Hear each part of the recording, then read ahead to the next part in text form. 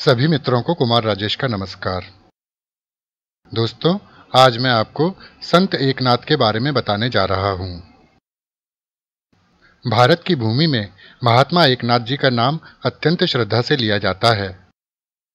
ब्राह्मण कुल में जन्मे इस संत ने कभी भी जाति के नाम पर किसी से भेदभाव नहीं किया, बल्कि उस समय की जातिवादी कट्टर भावना को लोगों के मन से निकालने का यथासंभव प्रयास किया। सच्चे अर्थों में वे एक संत होने के साथ साथ समाज सुधारक भी थे। एकनाथ जी का जन्म संवत 1590 अर्थात सन 1533 में हुआ था।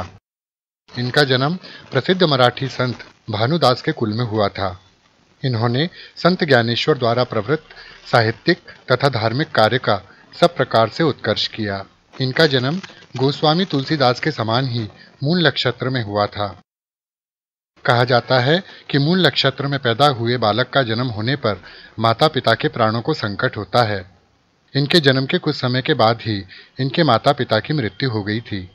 जैसा कि मैंने आपको बताया कि इनका जन्म संत भानुदास के कुल में हुआ था, जो सूर्य देवता की उपासना करते थे। इनके पिताजी का नाम भी सूर्य देवता के नाम पर ही था। इनके पिता का नाम सूर्य नारायण था और माता का नाम रुक्मणी बाई था। इनके माता पिता का स्वर्गवास इनके बचपन में ही हो गया था। इनके दादा दादी का नाम चक्रपाणी और सरस्वती था। इनकी दादी ने ही इनका पालन पोषण किया था। माता पिता के स्वर्गवास के कारण बालक अकेला पड़ गया था। इनकी दादी इन्हें प्यार से एक माँ कहकर पुकारती थी। 6 वर्ष की अवस्था में यज्ञोपवीत होने के साथ ही उनकी बुद्धिमत्ता और तर्क शक्ति से बड़े बड़े विद्वान चकित रह जाते थे। 12 वर्ष की अवस्था में ही वे वैदिक धर्मशास्त्रों में पारंगत हो गए थे। देवगढ़ के हाकिम जनार्दन स्वामी की ब्रह्मनिष्ठा, विद्वता, सदाचार और भक्ति देखकर भावुक एकनाथ उनकी ओर आकृष्ट हुए थे और एकनाथ जी जनार्दन स्वामी के शिष्य बन गए। एकनाथ जी ने अपने गुरु से ज्ञानेश्वरी, अमृतानुभव, श्रीमद्भागवत आदि ग्रंथों का अध्ययन किया और उनका आत्मबोध जागृत हुआ। गुरु की आज्ञा से ही ये गृहस्थ बने थे। इन्होंने संत ज्ञानेश्वर के साहित्य पर भरपूर शोध किया था। इनके गुरु जनार्दन स्वामी भगवान दत्तात्रेय के भक्त थे।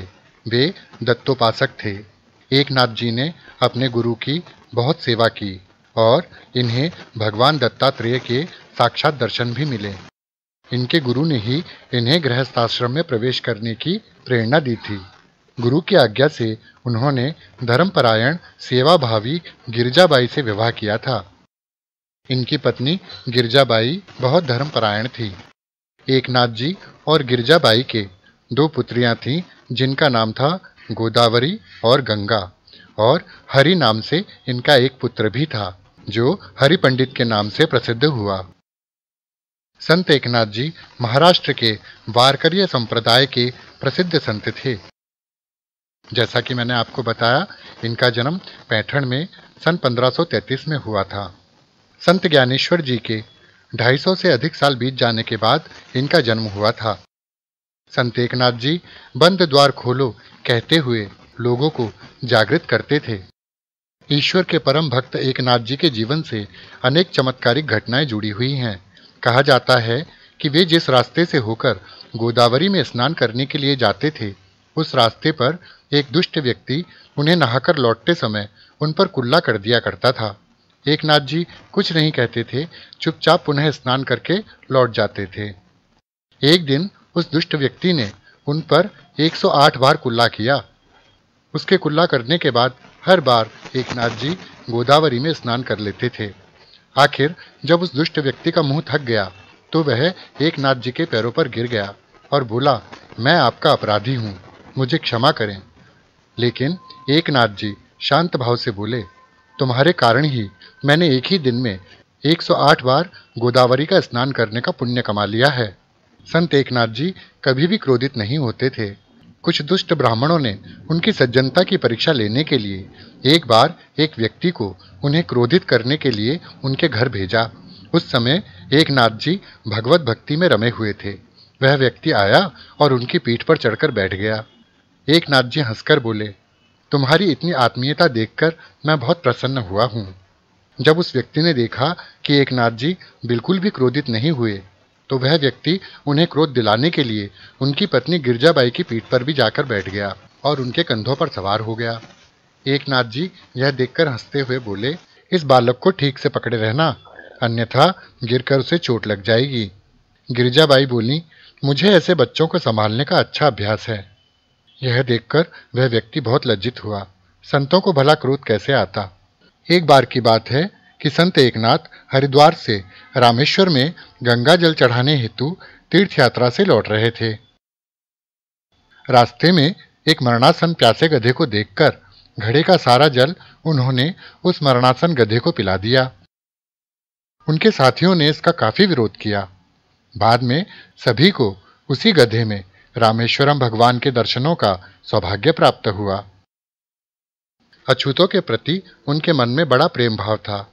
वे अपने पिताजी का वार्षिक श्राद्ध किया करते थे। एक बार उनके पिता के वार्षिक श्राद्ध पर घर में बन रहे पकवानों की गंध पाकर कुछ अछूतों द्वारा भोजन की इच्छा प्रकट करते ही उन्हें संतुष्ट होने तक उन्होंने अपने घर पर बिठाकर भोजन करवाया। ब्राह्मणों ने उनके इस कार्य की काफी निंदा की। ब्राह्मणों ने भोजन करने से इनकार कर दिया। एकनाथ जी ने भक्ति भाव से अपने पितरों का आवाहन किया। पितृगण सशरीर वहां उपस्थित हो गए। यह देखकर ब्राह्मणों की आंखें फटी की फटी रह गई थीं। इसी तरह एक वैश्या के निमंत्रण पर उसके घर जाकर एकनाथ जी ने उसके हृदय में ईश्वर भक्ति की ऐसी लगन लगाई कि उसने अपने जीवन को धन्य कर लिया। संत एकनाथ जी का विचार था कि पूजा पाठ कर लेने से व्यक्ति ब्राह्मण नहीं बन जाता। व्यक्ति के सत्कर्म और उसकी शुद्ध आत्मा ही उसे महान बनाती है। जो लोग जाति के नाम पर भेदभाव करते हैं वे ढोंगी, पाखंडी और अल्पज्ञानी हैं। पतितों और पीड़ितों की सेवा के साथ साथ ईश्वर भक्ति में रमे रहकर संत एकनाथ जी ने संवत 1656 को अर्थात सन 1599 को गोदावरी के तट पर महासमाधि लगा ली। एकनाथ जी अपूर्व संत थे। प्रवृत्ति और निवृत्ति का ऐसा अनूठा समन्वय कदाचित ही किसी अन्य संत में दिखाई देता है।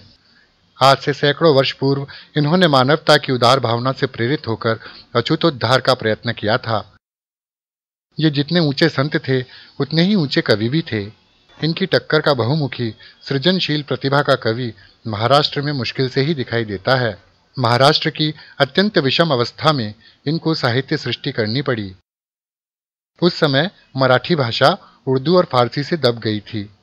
दूसरी ओर संस्कृत के पंडित मराठी का विरोध करते थे, लेकिन इन्होंने मराठी के माध्यम से ही जनता को जागृत करने का बीड़ा उठाया।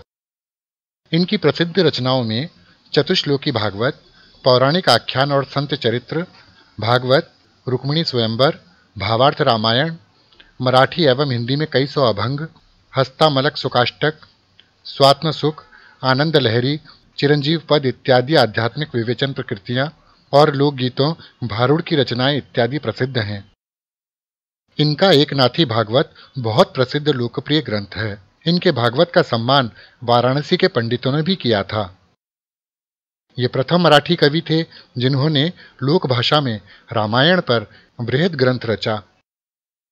लोक रंजन करते हुए लोक जागरण करना इनका ध्येय था और इसमें वे 100% सफल रहे थे। इसीलिए इनको युग प्रवर्तक कवि कहते हैं।